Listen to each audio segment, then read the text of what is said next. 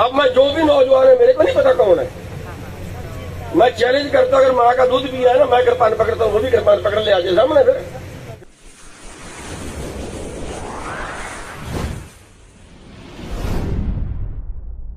फौज भी युद्ध हारती है, हम तो कुछ भी नहीं है। अनुशासन के बिना लाखों की फौज भी युद्ध हारती है, और अगर अनुशासन है तो थोड़े लोग भी जीतते हैं।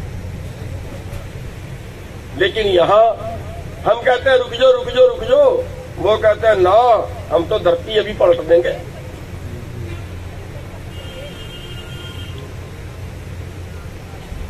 मतलब समझ नहीं आती, बिना अनुशासन के आखिर कैसे जीतेंगे, मेरे को बता तो दो। अगर हम अनुशासन में ना रहे तो बता देता हूं, सब कुछ तबाह होगा, और उसके जिम्मेवार वो लोग होंगे जो आज अपने आप को भगत सिंह बनते हैं। उस दिन मेरे को भी यहां पे एक पीछे से आया और कैंपर, पानी वाला कैंपर लगे आके, यहाँ मेरी समझ में नहीं आ क्या लगा। देखिए पीछे कैंपर पड़ा, और एक ने बताया कैंपर लगा, किसने फेंका? अब मैं तो सोच रहा था किसी पुलिस वाले के ऊपर फेंका होगा, चलो मेरे को लगे कोई बात नहीं। अब मैं जो भी नौजवान है, मेरे को नहीं पता कौन है, मैं चैलेंज करता हूं, अगर माँ का दूध पिया है ना, मैं कृपान पकड़ता हूं, वो भी कृपान पकड़ ले आके सामने। फिर देखने जा रहा, या मैं मरूंगा वो मरेगा। स्वाद है ना बात का लड़ने का, दम है तो आए। फिर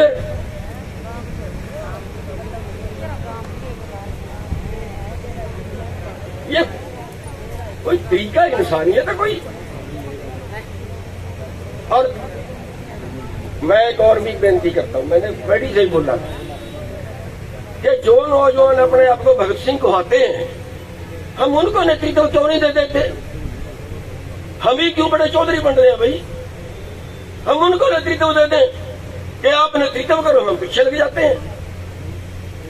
इतनी सी तो बात है। हारेंगे जीतेंगे उनके सिर तो जाए, हम आगे लग रहे हैं, वो कहते हैं करते कुछ नहीं। अरे भाई जो कर सकते हैं उनको आगे कर दो, अभी 2 दिन में निपट लेगी बात। और मैं तो आज ये भी ऑफर करता हूं कि आज भी शायद बातचीत के लिए जाएंगे, मेरी जगह पे उन नौजवानों में से किसी को ले जाए भाई, जो ज्यादा अच्छी बात कर सकता है, जो ज्यादा अच्छे तरीके से लड़ सकता है, हमें उसको आगे करना चाहिए। दोनों में से जो भी जाना चाहे उनको भेज दो। और मैं तो बल्कि ये कहूंगा कि आज सारी कमेटी उन्हीं को भेज दो भाई, आज हम ना जाए, एक दिन उनको भी दे दो बात का।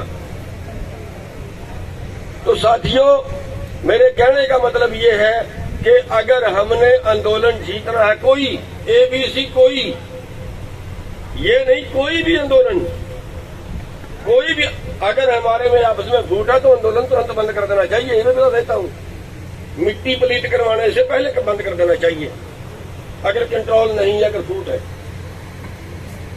वरना बहुत बुरे रिजल्ट सामने आते हैं। जैसे हम हैं ऐसे भी नहीं बचेंगे, जहां तक हम खड़े हैं ना, यहां भी नहीं बचेंगे। आपस की फूट,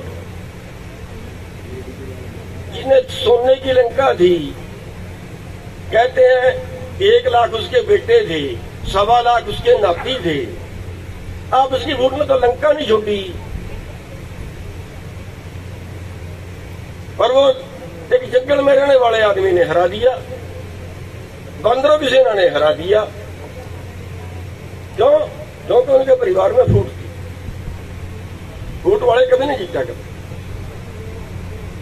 तो साथियों, इसलिए हमें एकता बना के रखनी चाहिए।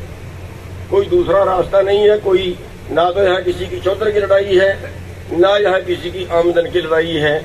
ये तो गौओं के लिए लड़ रहे हैं, सारे लड़ रहे हैं, हम भी इसीलिए आ रहे हैं। अगर आपस की किसी की लड़ाई होगी तो हमें क्या जरूरत है आने की? फिर कोई भी बाहर से आएगा तो आपस की लड़ाई में किसी की मदद करने के लिए थोड़ा ही आएगा। गौ माता की लड़ाई है। और इसमें मैं एक बात और हरियाणा के गौ सेवकों से कहना चाहूंगा। गौ सेवक जो गौ सेवक नहीं, इनसे ऊपर भी हैं जो गौ रक्षक को हत्ते हैं, जिनके लाइसेंस बना दिए हरियाणा सरकार ने, असले के लाइसेंस बना दिए।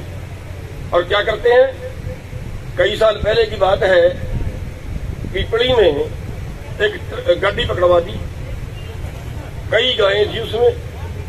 वो बेचारा कोई व्यापारी पंजाब से खरीद के लाया था और दिल्ली या उससे आगे कहीं वो ले जा रहा था, पिपली में पकड़ लिया, गौएं सारी थाने में और सारी ब्याने वाली, 2 तो रात को ब्यागी। अब बताओ पुलिस क्या करे उनका। पुलिस ने पड़ोस का एक गांव था, उसका सरपंच के घर भेजी। वो ब्याने वाली गायें उनको बोलते हैं नहीं हम नहीं जाने देंगे, ये भी कटने के लिए जारी। ब्याने वाली गाय मतलब व्यापार बंद, व्यापार बंद। आज गाय की कीमत आधी रह गई है, 50% रह गई है। तो उन गौरक्षकों से मैं कहना चाहूंगा कि गौरक्षक ये लोग बैठे हैं, वो सारे गौरक्षक पूरे हरियाणा के सारे गौरक्षक 13 तारीख को यहां की पंचायत में शामिल होने चाहिए। तब मानेंगे उनको कि वो हरियाणा के वो गौरक्षक हैं। वो सारे यहां पे शामिल होने चाहिए। जितने बीजेपी वाले गाय की बात करते हैं, जगह जगह पे गाय की बात करते हैं, वो सारे 13 तारीख की पंचायत में होने चाहिए। उनको यहां आके बताना चाहिए कि आपकी बात गलत है कि ठीक है। तब मानेंगे उनको गौरक्षक। गौरक्षकों को लाठियों से पीट के मार दिया जाए तो फिर गौरक्षक कहाँ हैं जी।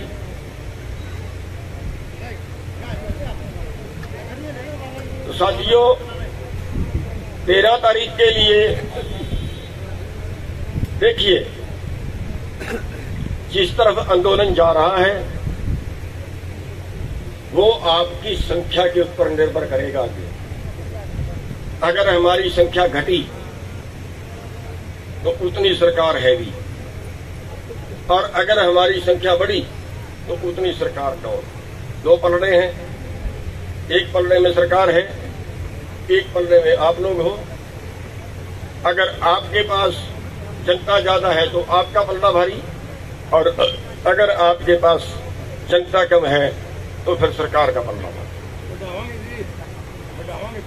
हाँ, इसलिए बढ़ाओगे तो जरूर, लेकिन एक बात बता देता हूं, अगर एक घर बहुत अच्छा हो, अमीर हो, खूब पैसा हो, सब कुछ हो, अगर उस घर में कोई मेहमान आ जाए और वो घर वाले आपस में लड़ पड़े, भाई भाई, बाप बेटा आपस में लड़ पड़े, तो मेहमान छोड़ के चला जाता है कि यार ये तो आपस में लड़ रहे हैं, छोड़ के चला जाता है। तो इसलिए मेरी बेनती ये है कि गांव का एक का भाईचारा बहुत जरूरी है। तो आपने हमारी बात सुनी, आपका बहुत बहुत धन्यवाद।